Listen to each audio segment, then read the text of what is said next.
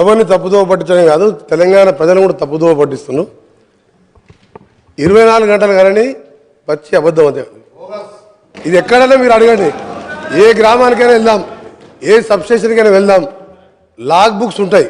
సరే, ఇప్పుడు మధ్యన నేను ఒకసారి బండ సోమవారం సబ్స్టేషన్ ఇన్స్పెక్షన్ చేసిన తర్వాత వాళ్ళ ఎంప్లాయీ, అంటే అప్పుడున్న గవర్నమెంట్ ఎంప్లాయీ 8.5 to 12 hours మధ్య ఎక్కువ వస్తలేదు సార్, గత 10 సంవత్సరాలు ఇదే వస్తుందని చెప్పి లాగ్ బుక్ నాకు ఇస్తే మొత్తం చెక్ చేసి ఆయన స్టేట్మెంట్ కూడా రికార్డ్ చేయించిన.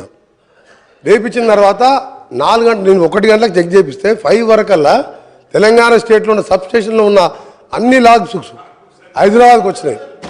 రెండో విషయం అధ్యక్ష, ఈ లాగ్ బుక్ అనేది ఏంటంటే సబ్స్టేషన్ కట్టినప్పటికి వెళ్ళి 70 సంవత్సరాలకి వెళ్ళి వదిలిపెట్టుకొని సబ్స్టేషన్ కట్టినప్పటికి వెళ్ళి ఆ కరెంట్ ఎంత వస్తుంది, ఇన్కమ్, అవుట్ గోయింగ్ ఎంత, 3 ఫేజ్ ఎంత, సింగిల్ ఫేజ్ ఎంత, అలా రికార్డ్ అవుతుంది.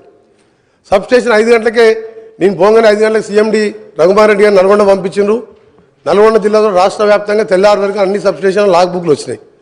10 సంవత్సరాలకి వెళ్ళి నిజంగా వీళ్ళు 8 సంవత్సరాలు అంటారు 24 hours ఇస్తామని, ఎందుకు లాగ్ బుక్ తెప్పించిన అధ్యక్ష? రెండవది, మధ్యలో కూడా మేము అది ప్రూవ్ చేసినాం 8.5 to 12 hours. ఈ 8 yearsలో కూడా హైయెస్ట్ వాళ్ళు ఇచ్చింది అధ్యక్ష. ఒక్కసారి సీజన్లో, పీక్ సీజన్లో మార్చ్ ఏప్రిల్లో, సెప్టెంబర్ అక్టోబర్లో ఒక్కసారి 16 గంటలు 10-12 రోజులు మాత్రం ఇచ్చిండ్రు.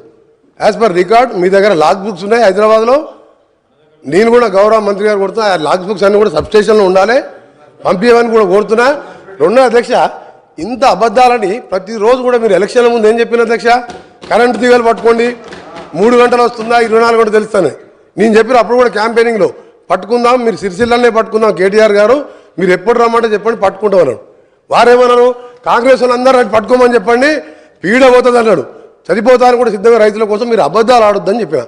రెండవది అధ్యక్ష, వీరు చెప్తున్నారు ఇవాళ అప్పులైనా మా గౌరవ డిప్యూటీ సీఎం గారు చెప్పారు అధ్యక్ష. ఎగ్జాంపుల్ చెప్పకూడదు అసలు, కరెంటు విషయం 24 గంటలు ఎప్పుడు ఇయ్యలే, అన్ని అబద్ధాలు అదొకటి. రెండవది అధ్యక్ష, ఎందుకు నష్టాలు వచ్చింది అధ్యక్ష? పవర్ పర్చేజ్ అగ్రిమెంట్లో ఎక్కువ రేటు కొన్నందుకు. రెండవది అధ్యక్ష, మా ఉదాహరణకు నల్గొండలో వీరు మంత్రిగా ఉండే ఎలక్ట్రిసిటీ మినిస్టర్గా వీరు చేసిన గత కార్యాలకు అధ్యక్ష 29,000 కోట్లతోని యాదాద్రి పవర్ ప్లాంటు 4,000 మెగావాట్తో స్టార్ట్ చేసిన అధ్యక్ష. 9 సంవత్సరాలు స్టార్ట్ అయ్యి 29,000 కోట్లతోని PFC వాళ్ళు 16,000 కోట్లు ఇచ్చిన అధ్యక్ష. ఇస్తే దాని నామినేషన్ మీద దేశ చరిత్ర, ప్రపంచ చరిత్రలో అతిపెద్ద కుంభకోణం 29,000 కోట్లది BHEL మీద నామినేషన్ ఇద్దా అధ్యక్ష. BHEL నామినేషన్ ఇచ్చిన తర్వాత అదే దాని మీద నేను జార్ఖండ్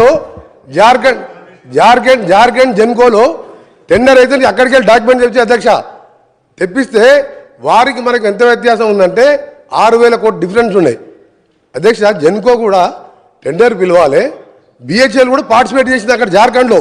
అప్పుడు అడిగిన అసెంబ్లీలో ఉండి అడిగినది, అడిగితే దాన్ని మాట్లాడలే. దాంట్లో పెద్ద స్కామ్ జరిగింది.